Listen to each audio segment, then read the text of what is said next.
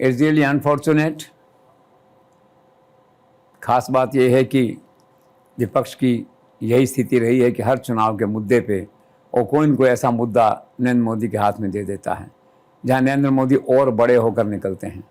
अब बिहार का चुनाव सामने है, ये मुद्दा इतना भावुक है, इसे पॉलिटिकली एनकैश नरेंद्र मोदी नहीं कर रहे हैं, लेकिन मुद्दा भावुक है, पर लोगों की भावनाएं हैं, उसे आप कंट्रोल नहीं कर सकते। आप देखिए राज्यों में प्रदर्शन शुरू हो गए हैं।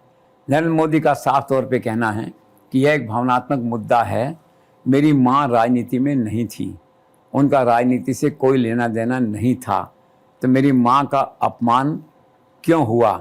माँ तो स्वाभिमान है, माँ तो हमारा संसार है। और उनका ये कहना है कि माँ के आशीर्वाद से मैं जीवन में आगे बढ़ा। और उन्होंने ये भी कहा कि ये जो शब्द हैं, मेरी माँ का जो अपमान है, ये हर माँ, बेटी, बहन और बिहार की महिलाओं का अपमान है। और सबसे दुख की बात यह है कि इसकी पीड़ा और जो दुख है और शाही परिवार में जन्मे लोग, अर्थात उनका इशारा राहुल गांधी की ओर है, वो लोग महसूस नहीं कर पाएंगे।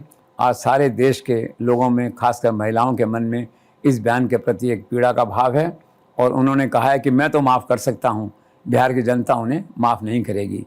तो इस प्रकार से एक जो नॉन इशू था, एक भावनात्मक मुद्दा था, उस मुद्दे को विपक्ष ने नरेंद्र मोदी के हाथ में दे दिया है। जो चाहे न चाहें, उनकी पार्टी, उनके कार्यकर्ता, उनके समर्थक इस मुद्दे को फील्ड में लेके जाएंगे, जिससे विपक्ष का नुकसान होना तय है बिहार के इन चुनाव में, ऐसा मुझे लगता है।